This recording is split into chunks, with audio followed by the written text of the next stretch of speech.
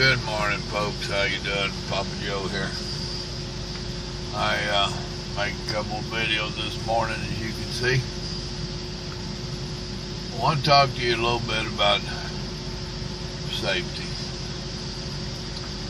And I ain't talking about truck driving safety. I'm talking about personal safety for truck drivers.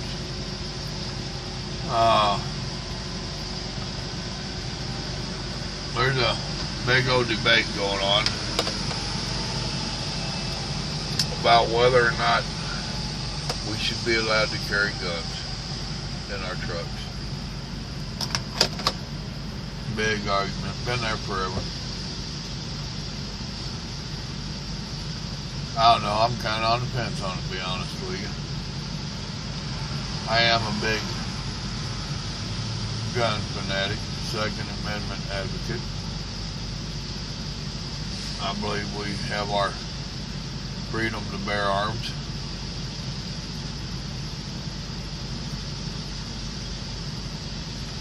We got some nuts out here. And not just those walking around. There's some in these trucks. I don't know if I want however many million truck drivers are out here running around with a gun in their truck. I don't know. I ain't made my mind up. It's really, if you're honest with yourself and the world, that's a hard call. And I definitely understand why they don't allow it. And there are those that says that the laws really don't ban it. Well, get caught with one. I got a buddy that did. It ain't been pretty on him. And this was years ago he got caught. We do have safety issues out here. I've been driving over 25 years. Been to some pretty rough places. I've not really been in a situation where I needed a gun. During my hot-headed days, I've been in a few situations where I wish I had have had one. But then I wouldn't be talking to you today. I'd be locked up somewhere. So, you see, that's part of my... I'm an honest guy. I try to be honest with myself as well, even when I think of this stuff and try to work on this stuff. But there's stuff you can do to protect yourself. Know the environment that you're in. You know what's around you. Be aware. You know, a lot of times I have literally called my shipper or receiver, and I'll ask them if there's parking there of a night where I can drive on in and wait to load or unload. And I'll also ask them, is it a good neighborhood? Is it a safe neighborhood? And they're usually honest with you. And I've literally had some tell me, you really don't want to sleep in this area. Okay, thank you for your honesty. And that's what I tell them. So be aware of your surroundings and the area that you're in. Don't walk around like a victim. You know, you walk around all crunched up, or you got the dirty eyes and you're watching everybody. Don't walk around like a victim. If you act like a victim, somebody's going to make you a victim. Walk around like you're sure of yourself. You know what you're about. You know where you're going, and you ain't got an issue. Now, that ain't saying walking around like that you still can't get mugged or something, but you stand a better chance. First off, you shouldn't really be in an area where you got to worry about being mugged. However, it happens. You hear about a lot of stuff in these truck stops. Just because it's a truck stop don't mean it's safe. And don't be putting yourself in the way of harm, in harm's way, you know. Look at where you're parking. The biggest thing that you hear out here is one of these people walk up to your truck and they'll have some excuse to get you out of the truck. No.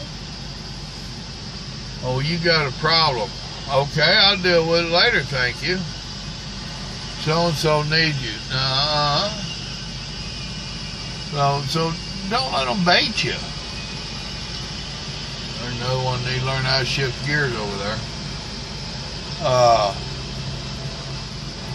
Just be aware of yourself, and what's going on around you. Don't make yourself a victim. As for your personal protection in the truck, you can go to any truck stop or get on your CB radio, and there'll be plenty of truck drivers that want to tell you all these great means of protecting yourself. Best thing I can tell you, if you're really that scared, is one thing is you might want to change your fields. You might want to get in a different line of work. I wouldn't work at somewhere I'm running around scared all the time. I wouldn't do it. Get you a can of that Hornet and Wasp spray. Read on it and it'll tell you how far it shoots, and most of them like 20 foot or stuff. Some of them a little more, some of them a little less. We get you some Hornet and Wasp spray and create you a place to put it right here in hands within arm's reach. And they tell me it's got a pretty good bite to it if you spray someone in the face with it. But if you're here at the truck, right there's a window. He ain't gonna be too far, or they, whatever. It'd be real easy to spray some folks. Fire your truck up, drive away.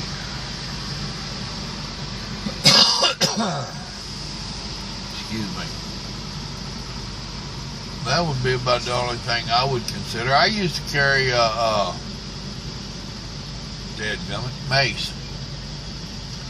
I have a buddy that's an arms dealer, and he ordered me some of the police grade mace, and I carried it for years. I got me some and the wife some, you know, and had some on the keychains and some that mounted on the dash, and same thing for her car.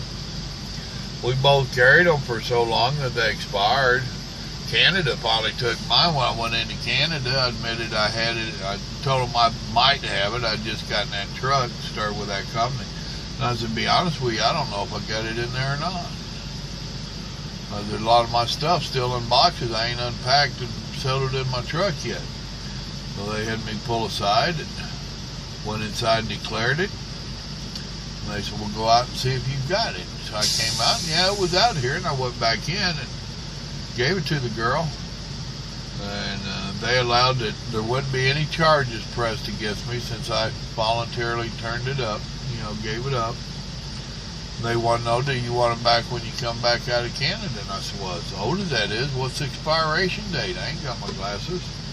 She read on it, and it expired about 2 years ago. And I said, it's expired. I ain't needing all this time, and now I'm going to be coming into Canada all the time. Y'all don't allow it. No, keep it, throw away, take it home with you. I don't care. I don't want it back. You know, so I had it and didn't need it. I've never had a need out here. I mean, the closest thing I've ever came to is a few fights with some truck drivers, you know. I've been shot and stabbed over the CB. Got them CB Rambos out there wanting to whoop everybody and shoot everybody. But,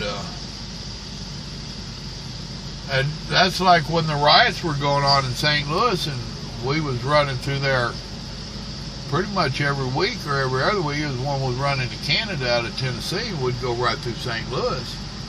My old buddy Porkchop, he's a little bit concerned because it was starting to block the highways and all this, and I told him, I said, dude, I can't speak for you. I said, but I can already tell you, I get to St. Louis. I said, if they're blocking the road in front of me, I'm driving through it. I remember the Rodney King riots. I remember what happened to that old boy out there. I remember very well. I'm not going to stop my truck and allow you to beat me up, bust bricks and toilets on my head. I ain't doing it. Just so that you can make a statement that some helicopter can be up there videotaping, making good news? Huh? I'm going to drive through it. Luckily, I've not been put in that predicament. Same thing about some of these truck hijackings out here where they want to stop the truck and stuff. If you ain't got some pretty blue lights going on, I ain't stopping for you. We gonna play bumper cars or something. I ain't been put in that predicament, but I already know my mentality and how my thinking works. But the whole thing is be aware of your surroundings. Do your best not to put yourself in that predicament. In 25 years, I've really not had any issues with anybody trying to rob me or nothing. There's been a couple of hairy situations where it could have went south. It didn't, you know. So I didn't teach you nothing in this one either. However, I hope I gave you something to think about. I hope you'll think about it real hard, and a lot of not being a victim is mental preparedness. So that with making sure of where you are or where you're not should go a long way to help you. Remember, God loves you and so do I. Y'all have a good day now. Bye.